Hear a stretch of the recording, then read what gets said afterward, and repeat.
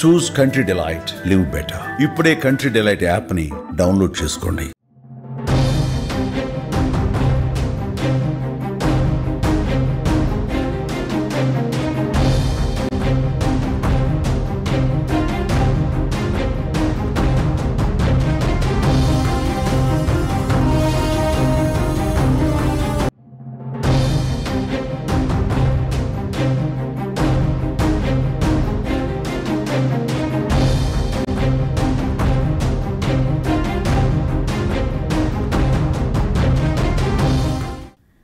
Yes corona దీని పేరు వింటేనే వెన్నులో వణుకు పుడుతోంది. ఎందుకంటే అది సృష్టించిన మారణ హోమం అంత ఇంత కాదు. గడిచిన 5.5 నుంచి ప్రపంచవ్యాప్తంగా లక్షల మంది ప్రాణాలు బలి తీసుకున్న కరోనా మహమ్మారి ఎన్నో కుటుంబాల్లో విషాదాలను కూడా నింపింది. మరికొందరికి చేదు జ్ఞాపకాలను మిగిల్చింది. అందుకే కరోనా వస్తేనే కాదు, దాని పేరు విన్న జనం కూడా భయపడిపోతున్నారు. అలాంటి కరోనా మరోసారి కొత్త రూపంలో పంజా విసురుతోంది. భారత్లో కరోనా వైరస్ మళ్లీ వేగంగా వ్యాప్తి చెందుతూ ఉండటం జనాల్లో గుబులు పుట్టిస్తుందని చెప్పుకోవచ్చు.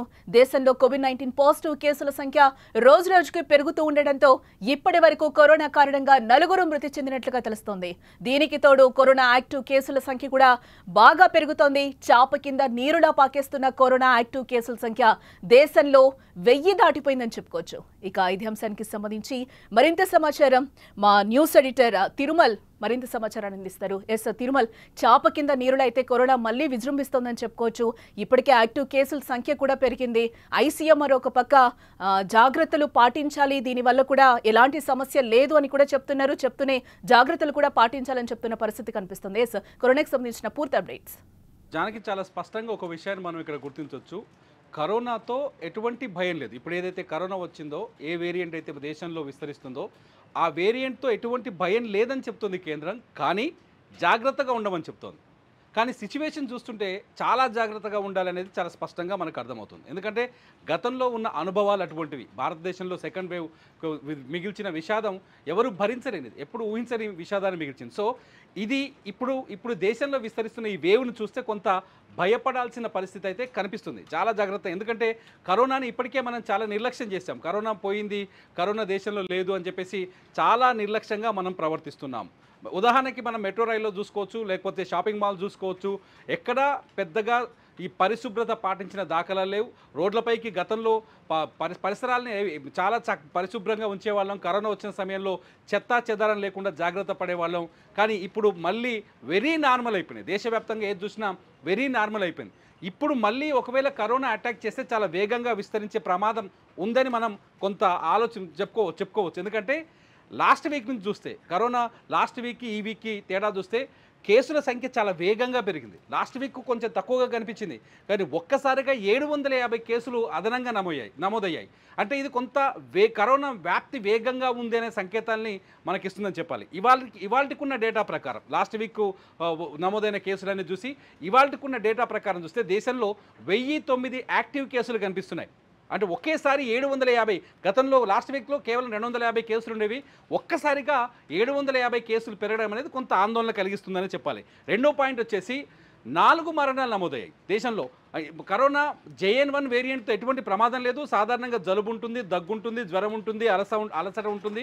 సో మనం ఆల్రెడీ వ్యాక్సిన్ తీసుకున్నాం కాబట్టి దీంతో ఎటువంటి ప్రమాదం లేదు అని మన వైద్య నిపుణులు చెప్తున్నప్పటికీ, కేంద్ర ప్రభుత్వం చెప్తున్నప్పటికీ 4 మరణాలు నమోదయ్యాయి. ముఖ్యంగా మరణించిన వాళ్ళలో ఒక యువకుడు కూడా ఉన్నాడు. మహారాష్ట్రలో చనిపోయింది ఒక యువకుడు, కేరళలో 2 చనిపోయారు, కర్ణాటకలో ఒక వృద్ధుడు చనిపోయాడు. సో సిచ్యువేషన్ కొంత మనల్ని భయపెట్టే విధంగా ఉందని చెప్పాలి. కరోనాతో ఏమీ కాదు అనే భావన, ముఖ్యంగా కరోనా ఎదుర్కోవాలి అంటే మానసిక ధైర్యం ఉండాలి, మనోనిబ్బరం పెరగాలి. ఏం కాదు అనే టెన్షన్ పడాల్సిన అవసరం లేదు. కానీ సిచ్యువేషన్ ఎట్లుంది, మరణాల వైపు కూడా వెళ్తున్నాం.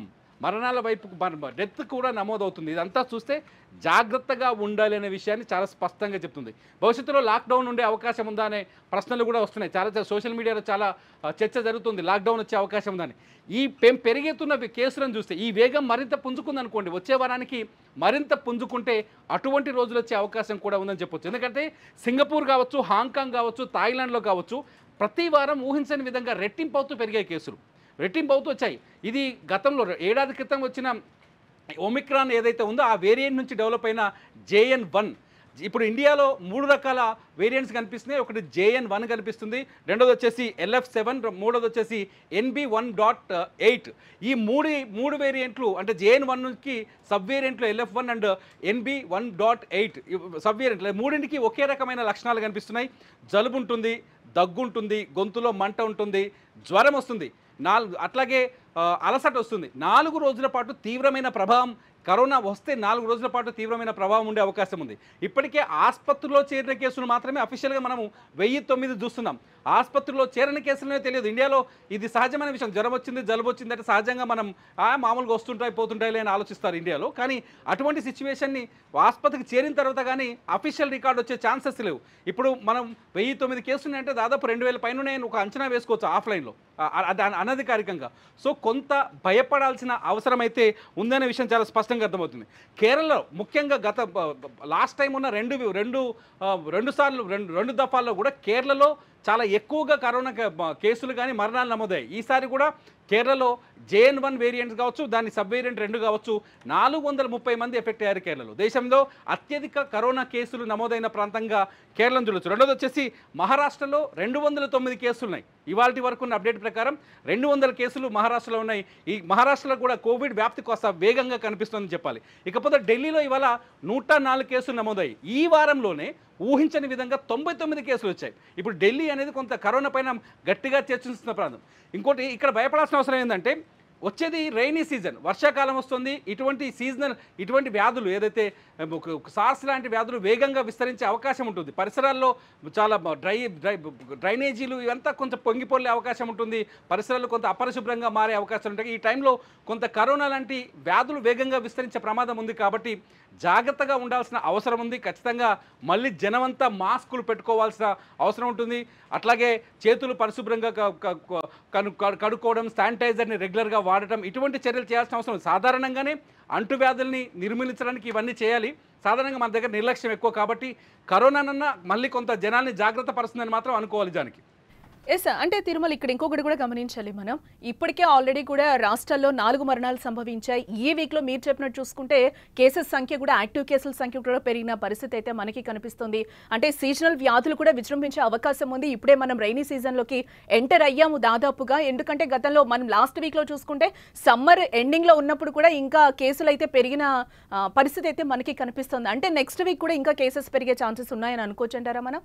జానికి ఇక్కడ నెక్స్ట్ వీక్ వచ్చే వారం కూడా కేసులు మరింత పెరిగే ప్రమాదం కనిపిస్తుంది. అవకాశాలు అయితే చాలా స్పష్టంగా ఉన్నాయి. ముఖ్యంగా ఎందుకంటే లాస్ట్ వీక్ అంతకు ముందు వారం కేవలం 250 కేసులు మాత్రమే ఉన్నాయి. కొంత ఇండియా పట్టించుకోలేదు. కేంద్ర ప్రభుత్వం కొంచెం లైట్ తీసుకోవచ్చు అని చెప్పింది.